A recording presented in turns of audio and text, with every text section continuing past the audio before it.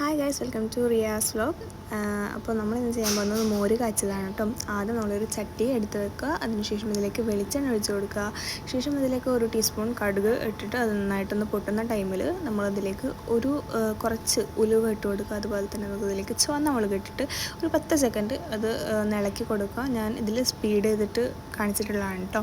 അപ്പോൾ അതിലേക്ക് കുറച്ച് ഇഞ്ചി ചെറുതായിട്ട് മുറിച്ചത്, അതുപോലെ തന്നെ ഒരു 4-5 കഷ്ണം വെളുത്തുള്ളി, 2 പച്ചമുളക്, അതുപോലെ തന്നെ ഒരു 2 കറിവേപ്പില ഇട്ടിട്ട് നന്നായിട്ടൊന്ന് വഴറ്റി കൊടുക്കുക. ഒരു 10-15 സെക്കൻഡ് നമ്മൾ വഴറ്റി കൊടുത്താൽ മതി കേട്ടോ.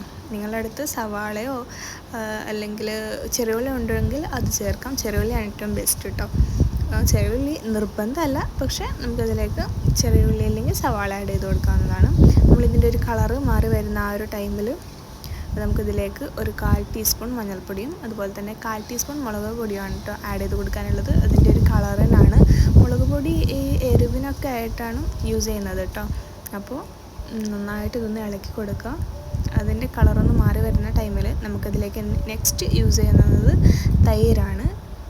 തൈര് 1 കപ്പ് തൈരിന് 1 കപ്പ് വെള്ളം, അങ്ങനെയാണ് കേട്ടോ. ആ ഒരു തോതിലാണ് ഞാൻ എടുത്തിട്ടുള്ളത്. നിങ്ങൾക്ക് 2 കപ്പാണ് തൈര് വേണ്ടതെങ്കിൽ 2 കപ്പ് വെള്ളം ഒഴിച്ചിട്ട് നന്നായിട്ടൊന്ന് മിക്സ് ചെയ്ത് കൊടുത്താൽ മതി.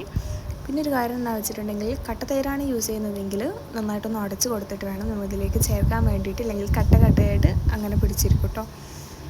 അപ്പോൾ മൺചട്ടിയാണ് ഞാൻ എടുത്തിട്ടുള്ളത്. അതുകൊണ്ട് തന്നെ പ്രത്യേകം ശ്രദ്ധിക്കേണ്ടത് ഈ തൈര് തിളച്ച് പോകരുത്. കാരണം പെട്ടെന്ന് തന്നെ അത് എന്താ പറയുക, കട്ടയായി വിട്ട് വരും. അതുപോലെ തന്നെ ഞാൻ കുറച്ചും കൂടി മഞ്ഞൾപ്പൊടി ആഡ് ചെയ്ത് കൊടുത്തിട്ടുണ്ട്. ലേശം ഒരു കളറിന് വേണ്ടിയിട്ട് കൂടിയാണ് കേട്ടോ. ഒരു മഞ്ഞ കളറിലല്ലേ ഇരിക്കുള്ളൂ, അതുകൊണ്ടാണ്. ശേഷം നന്നായിട്ട് ഇതൊന്ന് മിക്സ് ചെയ്ത് കൊടുക്കുക. ഞാൻ ഇതുവരെ ഉപ്പിട്ടിട്ടില്ല. ഉപ്പ് ഏറ്റവും അവസാനമാണ്, ഗ്യാസ് ഓഫ് ചെയ്ത ശേഷമാണ് ഉപ്പിടുന്നത്. കാരണം ആ ഒരു തൈരിൻ്റെ പുളിക്കനുസരിച്ചിട്ട് വേണം ഉപ്പിടാൻ വേണ്ടിയിട്ട്. അപ്പോൾ നന്നായിട്ടൊന്ന് മിക്സ് ചെയ്ത് കൊടുക്കുക. ഏറ്റവും നന്നായിട്ട് ചോറിൻ്റെ കൂടെയും അതുപോലെ തന്നെ കഞ്ഞിയുടെ കൂടെ എന്തിൻ്റെ കൂടെ വേണമെങ്കിലും നിങ്ങൾക്ക് ഇതൊഴിച്ച് കഴിക്കാൻ പറ്റുന്നൊരു തരത്തിലാണ്. അപ്പോൾ എല്ലാവരും ഇതൊന്ന് ട്രൈ ചെയ്ത് നോക്കുക. കമൻറ്റ് ബോക്സിൽ കമൻറ്റ് അറിയിക്കുക.